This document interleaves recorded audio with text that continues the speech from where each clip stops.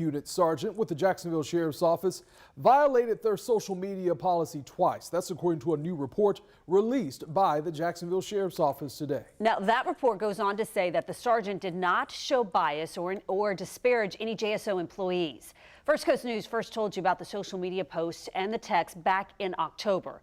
In one group text, a colleague of the sergeant called his comments offensive. Tonight, our Andrew Badillo is joining us from the newsroom to further break down this report. Andrew, let's talk about what it says.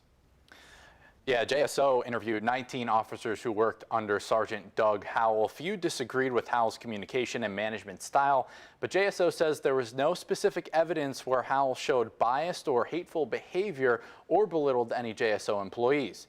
JSO says Sergeant Howell received formal counseling for the social media violations.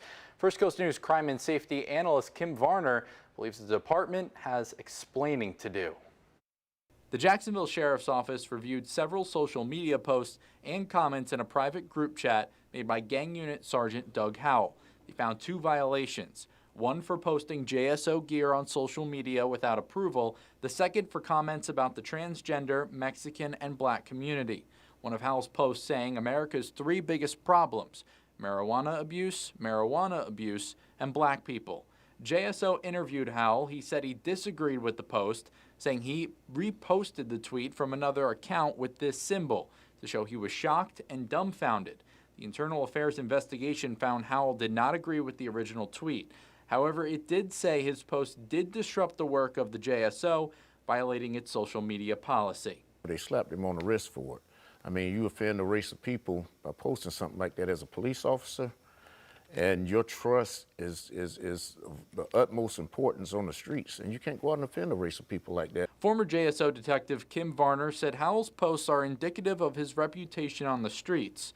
In November, a former Gang Unit member told First Coast News Howell seemed to be harder on the people of color in the Gang Unit.